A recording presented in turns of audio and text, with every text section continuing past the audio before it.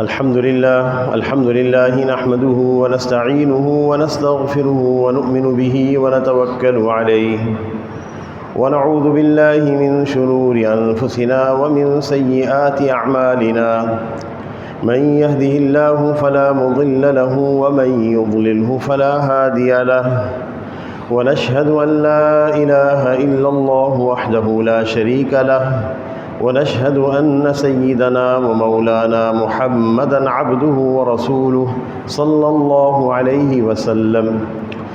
أعوذ بالله من الشيطان الرجيم. بسم الله الرحمن الرحيم. والفجر وليال عشر والشفع والوتر والليل إذا يسر صدق الله العظيم.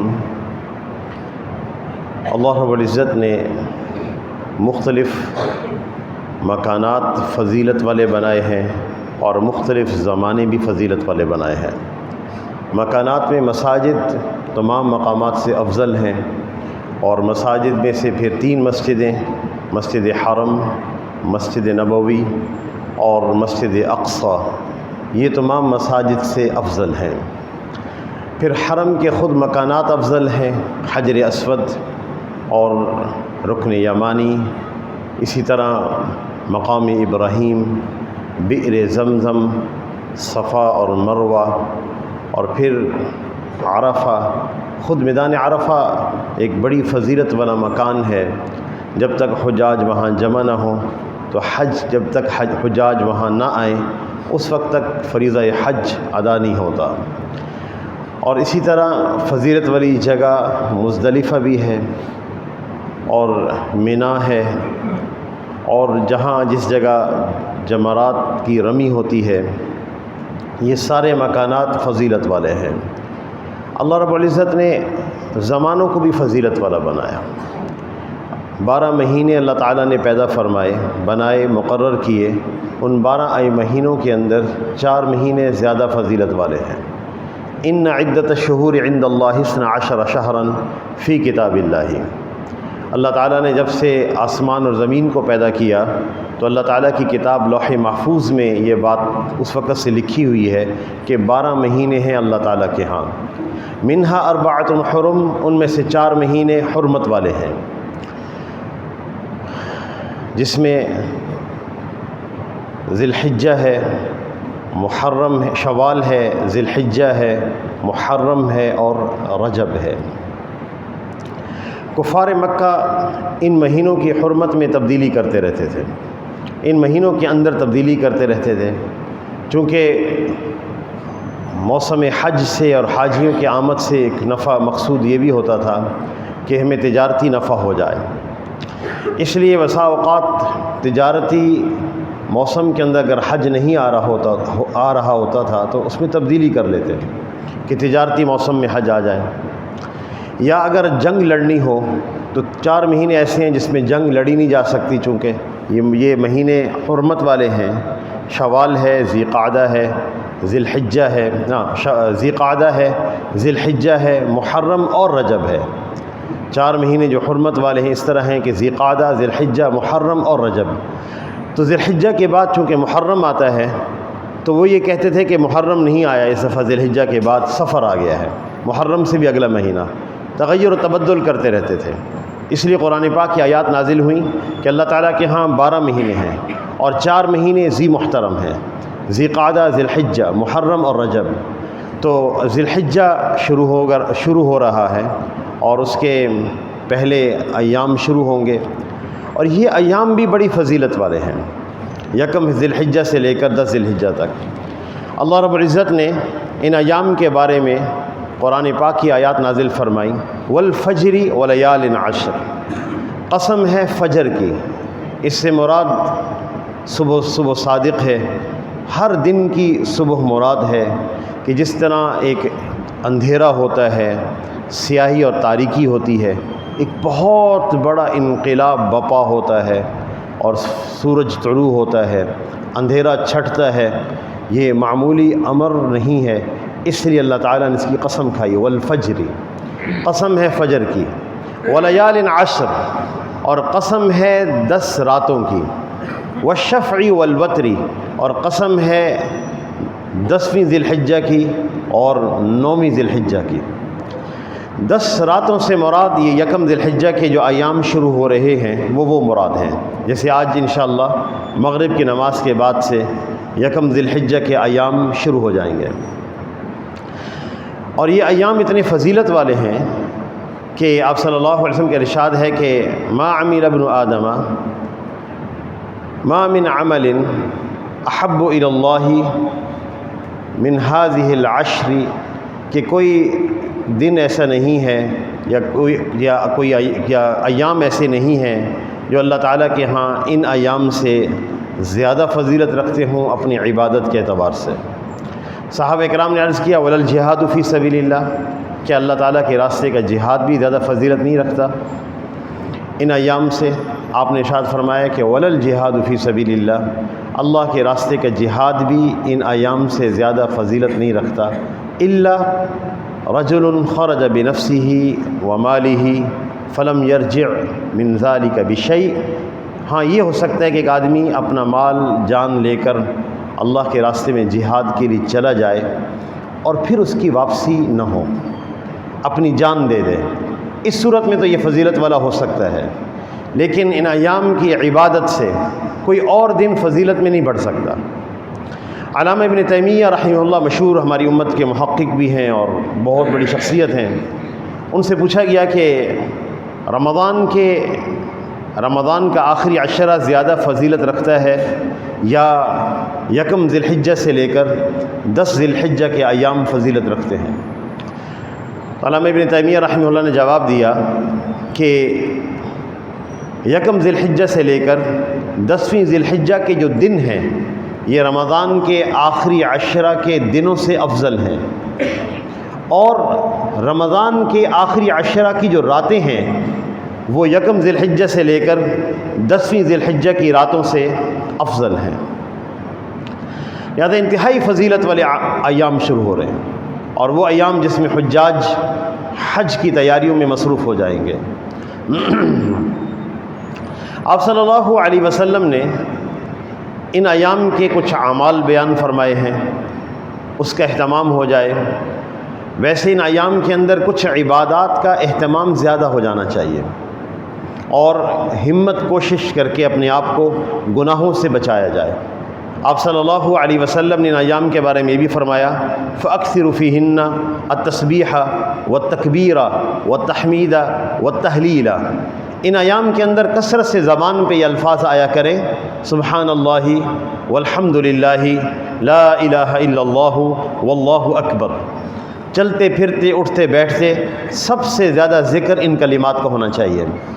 اور حجاج کرام جب اس سفر میں ہوتے ہیں ان کے لیے سب سے افضل ذکر اور جو کثرت سے زبان پہ آنے والے الفاظ ہیں یا کلمات ہیں وہ کلمات یہ ہیں لبیک اللہم لبیک لبیک لا شریک لک لبیک ان الحمد والنعمت لک والملک لا شریک لک۔ آپ صلی اللہ علیہ وسلم نے ان ایام کے بارے میں ایک اور عمل یہ بتایا کہ ان ایام کے اندر روزے رکھے جائیں، کیونکہ اس کا ایک ایک روزہ ایسا ہے یعدل صیام کل یوم منہا بصیام سنۃ وقیام کل لیلۃ منہا بقیام لیلۃ القدر، اس کا ایک دن کا روزہ 1 سال کے روزوں کے برابر اجر رکھتا ہے، اور اس کی ایک رات کا قیام لیلۃ القدر کے قیام کے برابر فضیلت رکھتا ہے۔ لہذا اہتمام ہو جائے ان ایام کے اندر روزے رکھنے کا بھی۔ مشکل تو حجاج کے لیے ہوتی ہے کہ وہ ایک مشقت کے سفر میں ہوتے ہیں اور ویسے بھی مسافر ہوتے ہیں، لیکن جو حج کے سفر میں نہیں ہے، مقام پر ہے، مکان پہ ہے، اس کو تو ہمت کرنی چاہیے کہ ان ایام کے اندر روزے ہو جائیں۔ اور عرفہ کا جو روزہ ہے اس کا تو خوب اہتمام ہو، 9ویں ذی الحجہ کا روزہ۔ ہمارے ہاں آج اگر چاند ہو جائے تو 9ویں ذی الحجہ اتوار کو آئے گی، تو 9ویں ذی الحجہ کے بارے میں آپ صلی اللہ علیہ وسلم نے ارشاد فرمایا کہ احتسب علی اللہ ان یکفر السنۃ التي قبلہ ویکفر السنۃ التي بعدہ، مجھے 9ویں ذی الحجہ کے روزے کے بارے میں یہ امید ہے کہ اللہ تعالیٰ 1 سال پچھلے اور یا 1 سال اگلے اللہ پاک گناہ معاف فرما دیں گے، 1 سال پچھلے بھی گناہ معاف فرمائیں گے اور 1 سال اگلے بھی اللہ پاک گناہ معاف فرما دیں گے۔ اس لیے عرفہ کے روزے کا اہتمام ہو جائے۔ ہمارے ہاں جب عرفہ ہوتا ہے یا اس سے ایک دن پہلے عموماً، جیسا کہ اب بھی اسی طرح ہی ہے کہ سعودیہ میں چاند ہو گیا ہے اور آج کے ان کے ہاں یکم ذی الحجہ ہے، ہمارے ہاں اگر آج چاند ہو جائے تو کل یکم ذی الحجہ ہوگی، تو اکثر لوگ اشکال کرتے ہیں کہ جی عرفہ تو وہاں پہ ہفتے والے دن آ رہا ہے، تو ہم ہفتے والے دن روزہ رکھیں گے؟ جو حج ہفتے والے دن، حجاج کرام ہفتے والے دن جو ہیں عرفہ میں جمع ہو رہے ہیں، تو ہم اس کے اعتبار سے روزہ رکھیں گے یا اپنے ملک پاکستان میں عرفہ کے اعتبار سے روزہ رکھیں گے؟ یاد رہے کہ مواصلات کے ذرائع تو اب عام ہوئے ہیں، ہمیں اب پتہ چل جاتا ہے فوراً کہ سعودی عرب میں چاند ہو گیا اور حج فلاں تاریخ کو ہے۔ مواصلات کے ذرائع تو اب عام ہوئے ہیں۔ یہ مواصلات کے ذرائع کچھ سال، ایک صدی پہلے نہیں تھے، تو ایک مہینہ خبر آنے میں لگتا تھا۔ تو کیا اس وقت بھی لوگ سارے 1300 سال سے لوگ سعودی عرب کے چاند کے ساتھ روزہ رکھتے ہیں؟ 1300 سال سے لوگ سعودی عرب کے چاند کے ساتھ روزہ رکھتے ہیں اور سعودی عرب کے رمضان کے ساتھ رمضان کرتے ہیں؟ ایسا ہرگز نہیں ہے۔ اللہ تعالیٰ نے آسانی یسر فرمایا، سہولت فرمائی۔ جس علاقے کے اعتبار سے چاند کی تاریخیں اس کا حساب کیا جائے گا۔ اچھا، پھر عجیب بات یہ ہے کہ ہم عرفہ کا روزہ سعودی عرب کے ساتھ نہیں رکھ سکتے۔ ہمارا اور سعودی عرب میں 2 گھنٹے کا فاصلہ ہے۔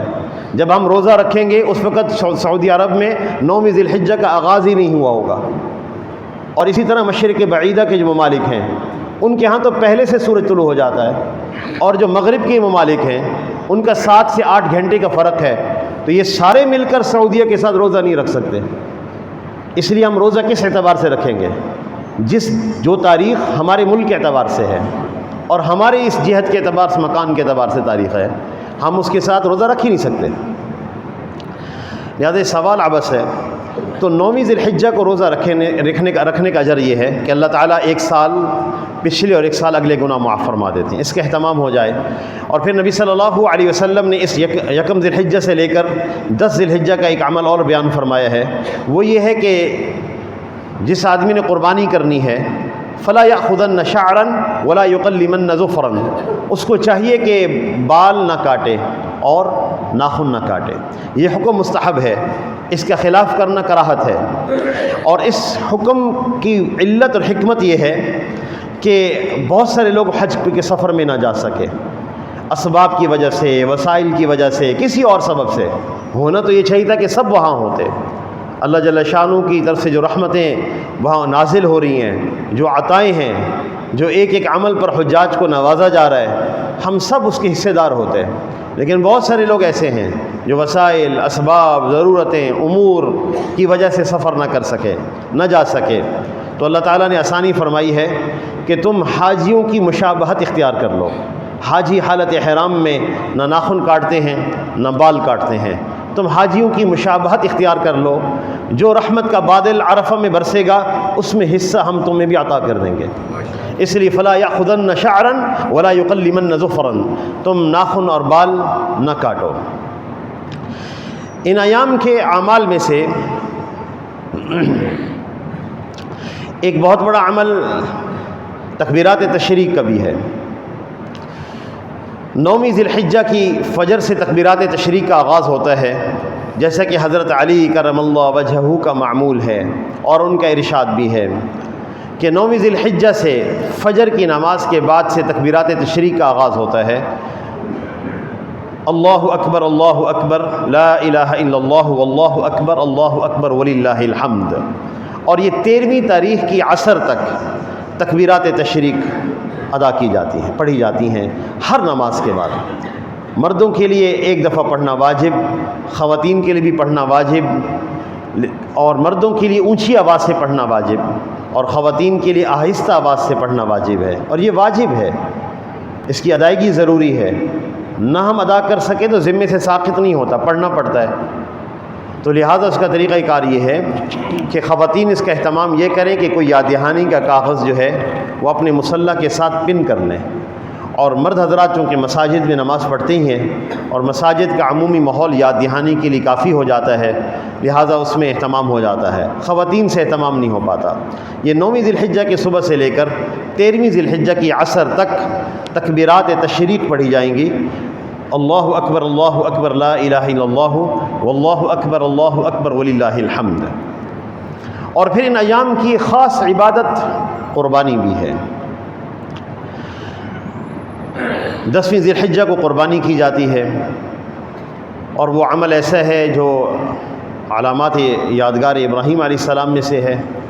ابراہیم علیہ السلام کی یہ سنت ہے، اور جس سنت کی ادائیگی پر اللہ تعالیٰ نے ابراہیم علیہ السلام کو یوں فرمایا ہے، سلام علی ابراہیم، ابراہیم پر سلام ہو، جب انہوں نے اتنی بڑی آزمائش اور ابتلا سے جب وہ گزرے ہیں۔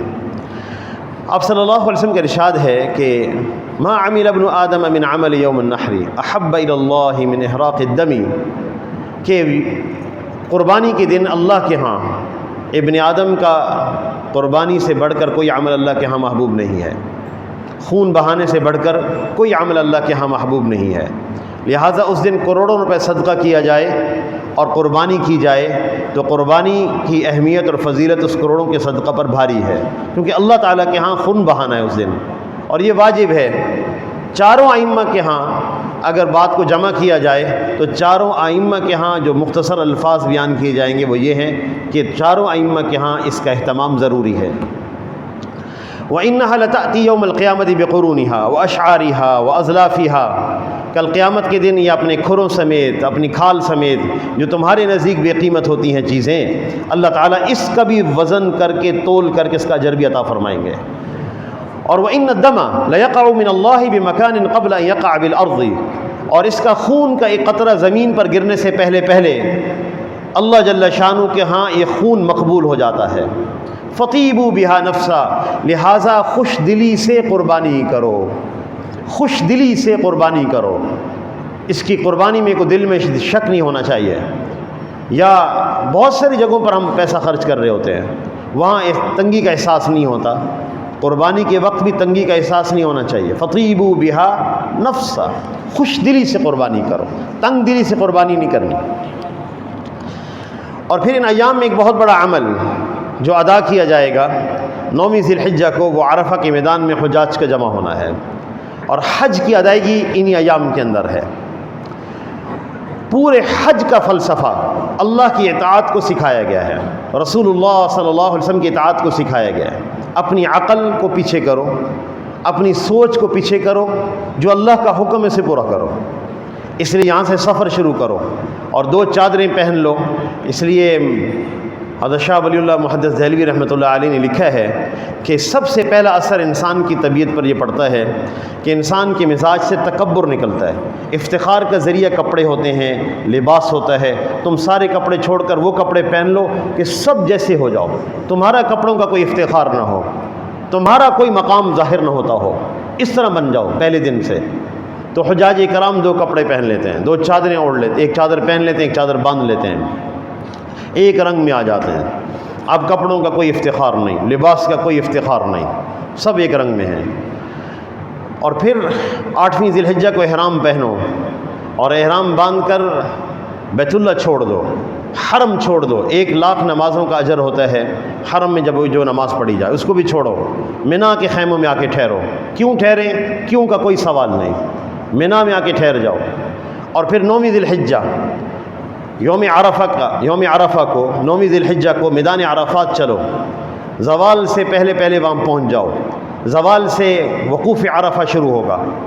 وہ وادی ہے، وہ مقام ہے، وہ جگہ ہے جہاں پورا سال ہم جائیں، کوئی اجر نہیں، کوئی ثواب نہیں۔ یہاں تک کہ علماء نے لکھا ہے کہ جو آدمی 9ویں ذی الحجہ کے علاوہ میدان عرفات میں ثواب کی نیت سے جائے تو بدعت ہے، گناہ ہوگا، ثواب ہی نہیں ہے، سنت کا بھی ثواب نہیں، استحباب کا بھی ثواب نہیں۔ لیکن 9ویں ذی الحجہ کو اگر تم نہ آئے تو حج ہی ادا نہیں ہوگا، رکن اعظم ہے، ایک لمحے کے لیے بھی آ جاؤ۔ تو زوال سے جو وقت شروع ہوتا ہے مغرب ہو جاتی ہے، مغرب کے وقت میں ہمیشہ مغرب پڑھتے ہیں، تو اجازت نہیں آج مغرب پڑھنے کی، چلو بھائی میدان مزدلفہ کی طرف کوچ کرو، آج مغرب کا وقت وہاں ہوگا۔ اور جو عرفہ میں تم ہو تو جمع تقدیم کرو، ظہر اور عصر اکٹھی پڑھو۔ اور مغرب کے لیے مغرب کا وقت داخل نہیں ہوا، مغرب ہو بھی گئی، کہتے ہیں وقت داخل نہیں ہوا، اب کوچ کریں، راستے میں بھی نہیں پڑھ سکتے، اور مزدلفہ میں بھی اور عرفہ میں بھی نہیں پڑھ سکتے. اب مزدلفہ کی طرف کوچ کرو. جب مزدلفہ کی حدود میں داخل ہو جاؤ گے تو مغرب کا وقت داخل ہوگا اور عشاء کا وقت داخل ہوگا. اب جمع تاخیر کرو, مغرب اور عشاء اکٹھی پڑھو. مغرب عشاء پڑھنے کے بعد مزدلفہ میں ٹھہرو, آرام کرو, کنکریاں چنو, اور پھر جب صبح صادق ہو جائے گی تو وقوف مزدلفہ شروع ہو جائے گا. ایک چٹیل میدان ہے, سڑکوں پر سب مجمع لیٹا ہوا ہے. کیوں آ گئے ہم یہاں پر؟ کس وجہ سے ہم یہاں آ گئے اس میدان میں؟ اللہ کا حکم ہے, فاذکروا عند اللہ عند المشعر الحرامی, اللہ کا ذکر کرو مسجد حرام کے مشعر الحرام کے پاس. پھر مزدلفہ سے سفر شروع کرو اور مینا میں پہنچو, اور پھر پہلے جمرے کی رمی کرو. زوال سے پہلے مستحب ہے جمرہ عقبہ کی رمی کرنا. ایک ایک کنکری پر اللہ پاک وہ گناہ معاف کرتے ہیں جو ہلاک کرنے والا ہو. تو کنکریاں مارو, ابراہیم علیہ السلام کی سنت ہے, اور اس کنکری پر اللہ پاک تمہیں اجر عطا فرمائیں گے. اللہ کا حکم ہے. اور پھر اس کے بعد طواف زیارت کرو, اور جب طواف زیارت کر کے حاجی فارغ ہوتا ہے تو ایک فرشتہ اس کے کندھوں کے درمیان میں ہاتھ رکھ کے کہتا ہے کہ جا, اللہ تعالیٰ نے تجھے ایسا کر دیا جیسے تو آج اپنی ماں کے پیٹ سے نکلا ہو, تجھ پر کوئی گناہ نہیں. تو سارا حج ایک فلسفہ ہے, اللہ کا حکم مقدم ہے, اللہ کا حکم مقدم ہے. اللہ نے فرمایا عقل کو دخل نہیں, رسول اللہ صلی اللہ علیہ وسلم کی اطاعت ہے, عقل کو دخل نہیں. کیوں کریں اطاعت؟ اس کی اجازت نہیں. کیوں حکم مانیں؟ اس کی کیوں کرنے کی بھی اجازت نہیں, ہمارا حکم ہے. تو پورے حج میں یہ اس کی تربیت ہے, حاجی کی تربیت کی گئی. تو بہرحال یکم ذی الحجہ سے لے کر 10ویں ذی الحجہ تک ایک مخصوص ایام شروع ہو رہے ہیں, انتہائی فضیلت والے.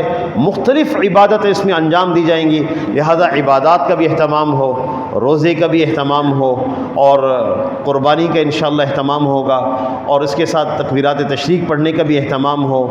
اور ہو سکے جتنا انسان کوشش کرے مقدور بھر اپنے آپ کو گناہوں سے بھی روک کے رکھے, اس کی کوشش کریں گے انشاءاللہ. اللہ تعالی ہم سب کو عمل کی توفیق عطا فرمائے. وآخر دعوانا الحمدللہ رب العالمین.